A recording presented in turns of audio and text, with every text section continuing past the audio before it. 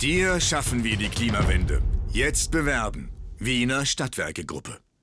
All right, so today we want to present to you the Decarb Now approach.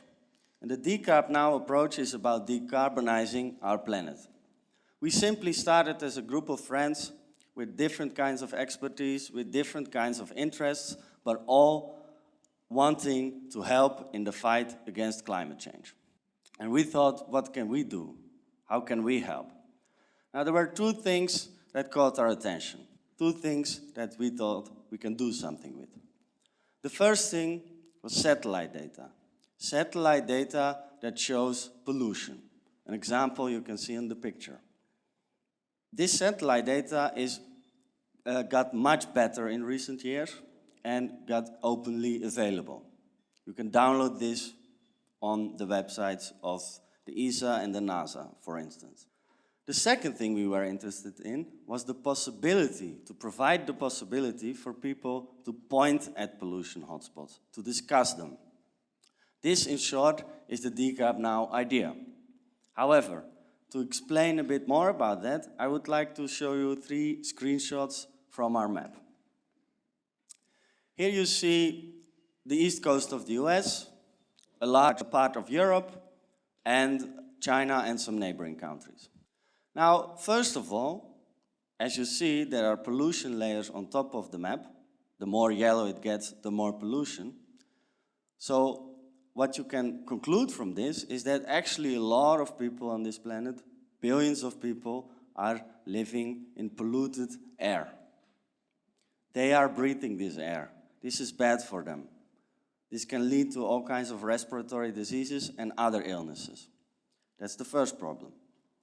However, when we talk about climate change, it's important to understand that this pollution is mainly caused by the burning of fossil fuels, which leads to climate change, or at least is a large part of the contribution to climate change and to the climate crisis that we have right now.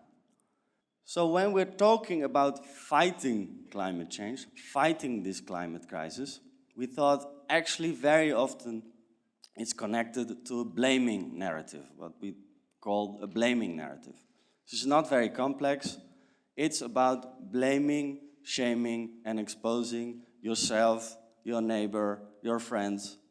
It's about simple things like, do you take the bike to work or do you have a car? Are you trying to eat less meat? A very important one is, of course, how often do you take planes?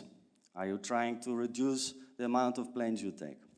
All of this is meant to reduce our personal carbon footprint. So you want to individually reduce your carbon footprint. However, the problem with carbon footprint, and this is not our idea, many others have pointed towards this, is that it shifts the responsibility towards the individual. Maybe some of you know this already, but it's actually a concept that was pushed quite a lot by the fossil fuel industry, to shift the responsibility from big polluters towards the individual. Now, what we thought is that changing our individual behavior is very much part of the solution. It's not that we are against this. We should change our individual behavior. However, we thought, can we help in some way to make this more structural? We need this in order to solve the climate crisis. The picture you see behind me, it's all the big pollution hotspots. These are super emitters. We need to get rid of them as well. We cannot only focus on individual behavior. So we thought maybe we can use this powerful blaming narrative, because it is powerful, to start blaming on a more structural level. And that is the idea behind Decarb Now. We want to provide the digital tools to do that. So let's move a bit closer. Let's zoom in a bit. Let's go a bit local. Here you see Austria. We made it a bit Christmas style. And you see Vienna. However, these nice, cute-looking red dots are super emitters close to us right now. And you can do this anywhere in the world. You can check these kind of super emitters also in other places, not only here. So what Decarb Now wants to do is to use satellite data to expose these emitters. And Stefan, my friend Stefan, from our group, will explain this a bit more in detail. Thank you.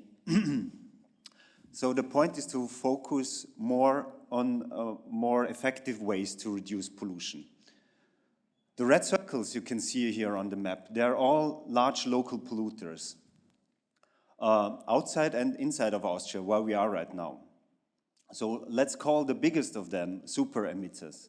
So super emitters, they are individual entities, very limited in terms of size and area, that are responsible for the majority of greenhouse gas emissions. We think that drawing attention to these places offers possibilities to reduce emissions. So we came together to discuss how can we expose these places and how can we put them on a map together with pollution data from satellite measurements. So with this idea in mind, we went to the NASA Space Apps Challenge, the biggest hackathon on this planet. And out of 20,000 participants and 2,000 teams, we made it to the global finals. From there, we constantly developed our idea and our map. So let's have a look what it actually can do today. So most importantly, you can see where pollution is happening and how high pollution levels are. Let's look at this example how useful this kind of satellite measurements are. So we see here on this picture on the left, we found an emission hotspot close to Urumqi in China just by looking at the layers we were putting on that map here on the left. And by zooming in on the map, it immediately became clear where the pollution source for this pollution cloud is, here on the right, with nothing else around it. But that was not the only place we found. There was a cluster in the northeast of Urumqi as well, where we did the same thing. We just zoomed in and immediately we found this cluster of super emitters. So with satellite data, it became possible to identify pollution and polluters in a way that was not possible before. This pollution spot caused by fossil fuel burning are not only a global problem in terms of climate change, but also a local one. Because actually these layers also represent or approximate the level of air pollution in these areas. So the accountability for this kind of pollution is often shifted by the ones that have the power and the money to do so. So for that reason, we argue for exposing through points of interests. These points are where the emissions are happening. These very points are the emergency. If we remove these spots, the pollution levels diminish. So these clouds will go away and we can bring probably a halt to the climate emergency, and locally we can enjoy a healthier environment. Here are some examples of these points, this time in Europe, close to Vienna, where we are right now. So the super emitter Belchatov, Europe's largest coal-fired power plant, is emitting, so it's located 5 hours drive from here, it's emitting as much of CO2 as entire countries like New Zealand or Azerbaijan. Or let's go even closer. The refinery on the way to the Vienna airport emits as much CO2 as the entire traffic of the city of Vienna, a city with a population of 2 million people. The steel plant in Linz, Austria's biggest emitter, emits around 3 times that value, over 9 million tons of CO2. So we map this data because we think that drawing attention to these sites is moving us forward to address the climate emergency effectively. Last but not least, we think these points and layers have to become discussed.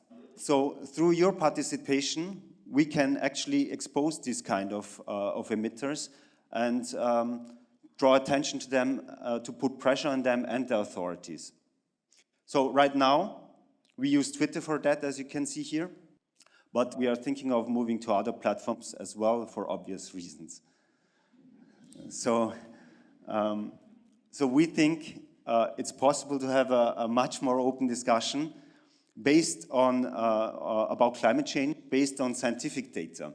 So the mapping tool we are developing allows you to visualize and to discuss the overuse of our common natural resources. Let's work together to clean these places up. Now, back to you, Yasin. Thank you.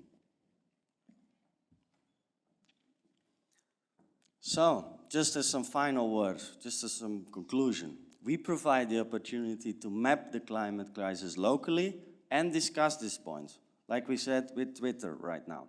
Our ambition with that, our ultimate ambition, is to strengthen the political momentum towards change and a faster transformation. We want the cost of fossil fuel burning to go up, whereas the costs for switching to other ways of getting our energy to go down. Our hope and aim is that we can democratize climate politics, that we can have more people decide or help to decide which kind of changes we have to make. We can do this with our map. Our map and our platform allows you to participate in this. That is our ultimate goal. And with that, we want to change climate politics. We need to strive for a situation in which we have planetary balance. We need to get rid of our habits of overproduction and excessive growth and think in new ways about our shared resources within the boundaries of our ecosystem. In this way, as local communities, we have the power to change. Thank you.